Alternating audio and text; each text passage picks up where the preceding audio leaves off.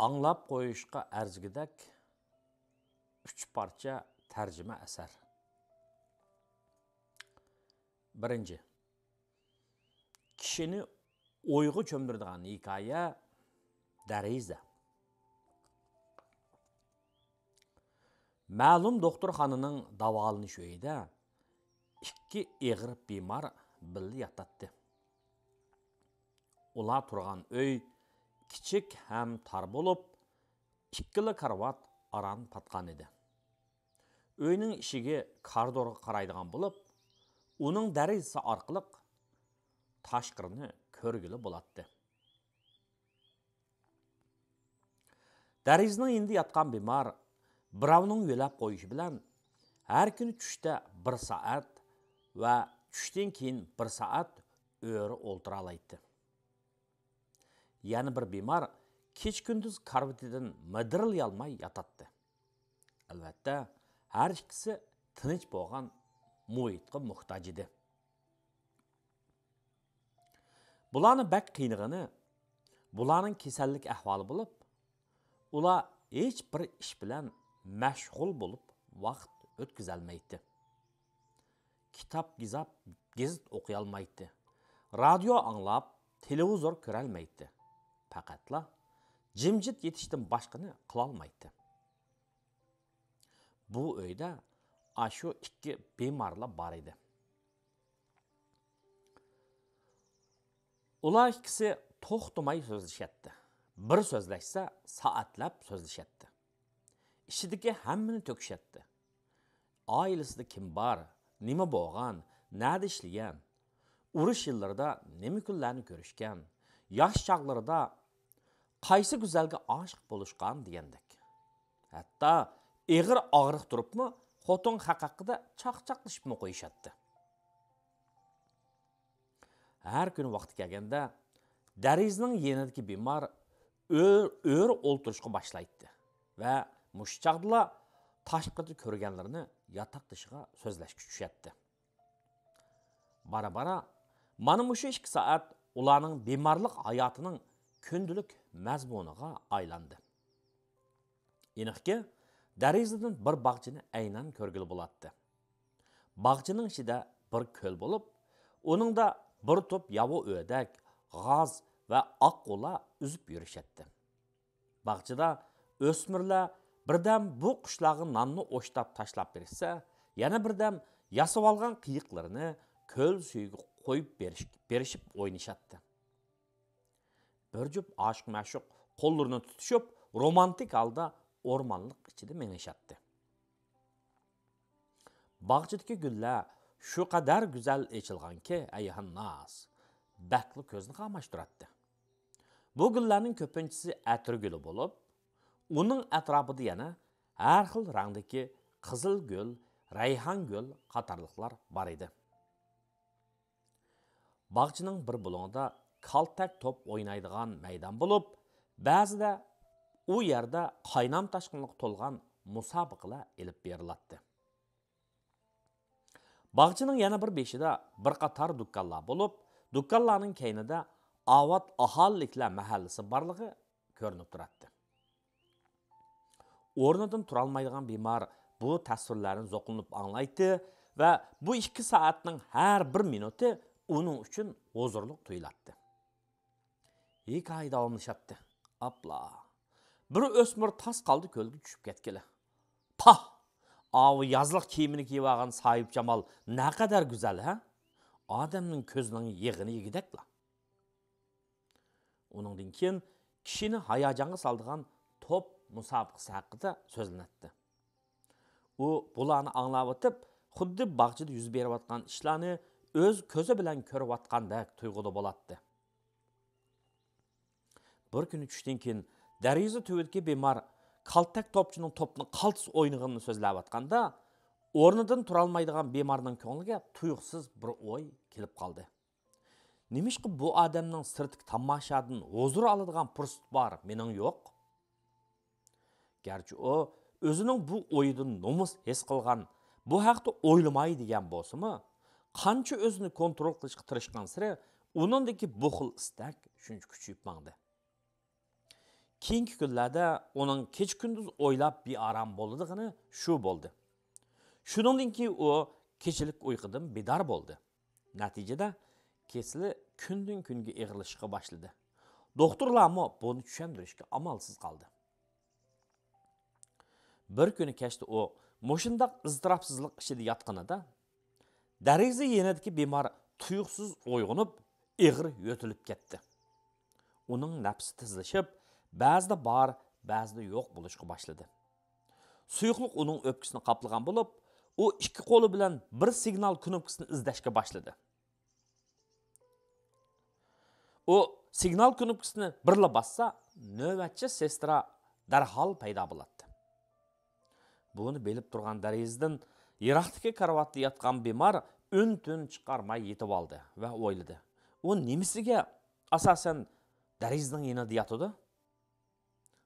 Azobliq, yo'tal ovozi, qiqilish, bo'g'ilish va oxirida to'xtagan nafas. Darizadan yiroq bemor yanala hammani bilib turib, un-tun chiqarmay yetib oldi. İkinci kuni saharda doktorlar dariza yanidagi bemorning qazo qilib ketganini bayqadi va meyitni asta elib chiqib ketishdi.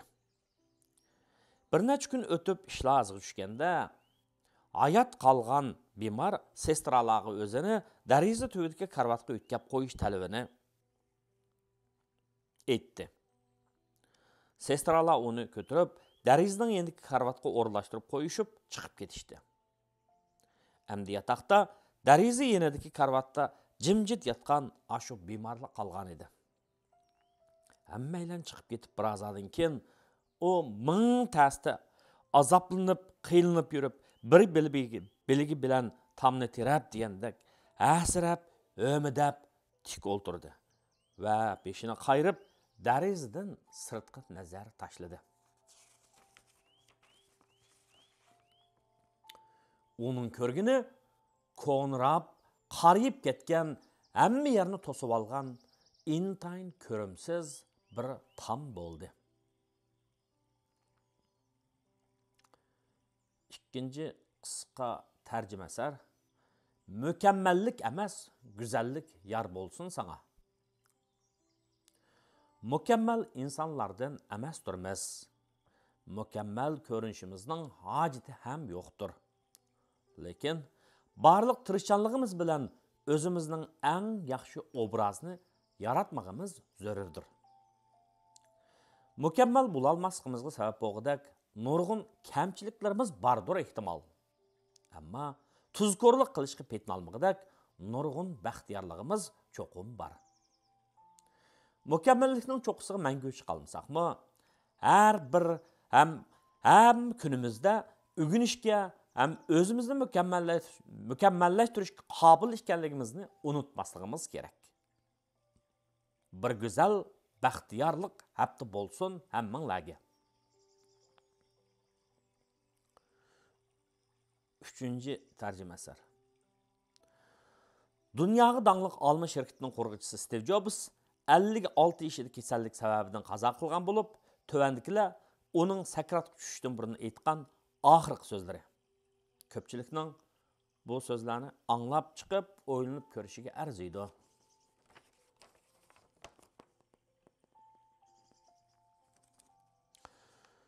Savdo dunyosining eng yuqori cho'qqisiga chiqadigan men boshqalarning nazarida muvaffaqiyatli hayotning ro'shan namoyandasi. Lekin mening xizmatdan boshqa zo'qiladigan narsam oz, toza bo'lmadi. Boyliq men ko'nib qolgan hayotning bir reallıqı bo'pti oxir.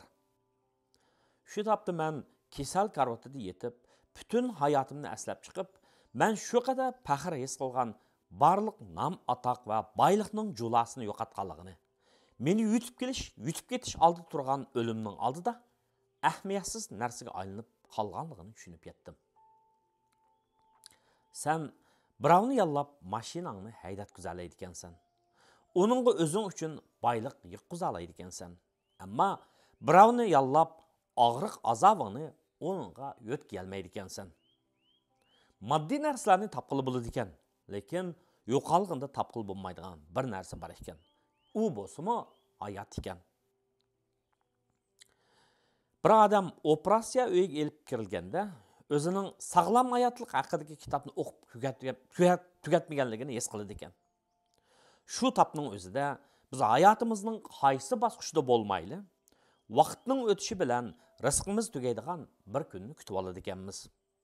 Shunga oilangga, juftingga va do'stlaringga bo'lgan sevgini cho'qim qadrla.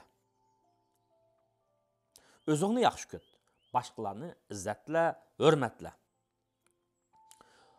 Cho'ng bo'lgan siri, aql topgan siri, $30 soat bilan $300 soatning amaliyotda o'xshash bir vaqtdan ma'lumot berdig'ini, mayli $30 yoki $300 hamyon ko'tarib yurayli, ishidagi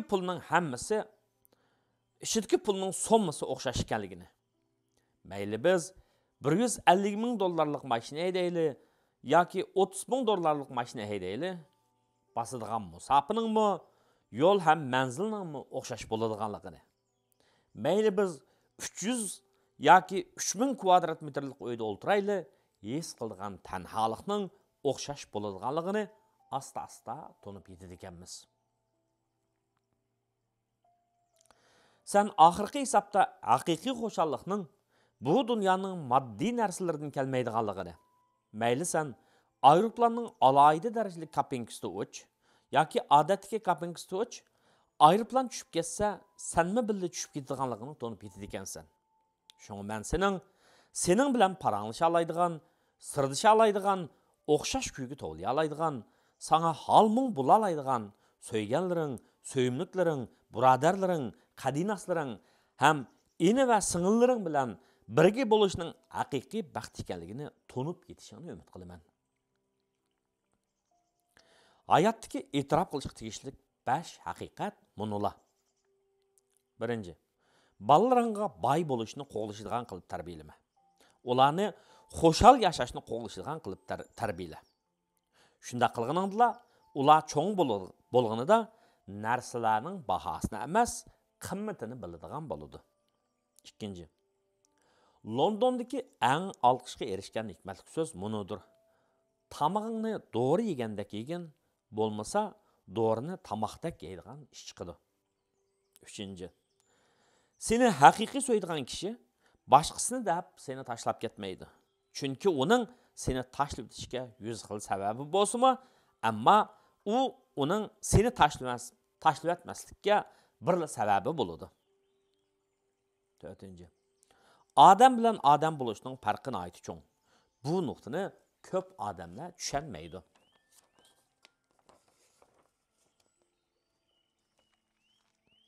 Beshinchi, tug'ilgan chig'ingda so'yilgansan. Bu dunyodan ketganingda so'yilasan. Ikkisining o'tirisidagini sen tanglashga majbursan. Diqqat. Agar tizmingishni xohlasang tanha mang. Lekin yiroqqa mangay desang billamang. Bu dunyodagi eng yaxshi 6 doktor bular. Birinchi, kun nuri. Ikkinchi, aram elish. Uchinchi, cheniqish. To'rtinchisi, yemeklikdan farz tutish. Beshinchisi, o'zga bo'lgan ishonch. Oltinchisi, do'stlar. Hayotning har bosqichida bularning qadriga yetsang, sog'lom hayotdan bahra olasan, egam so'ydi seni.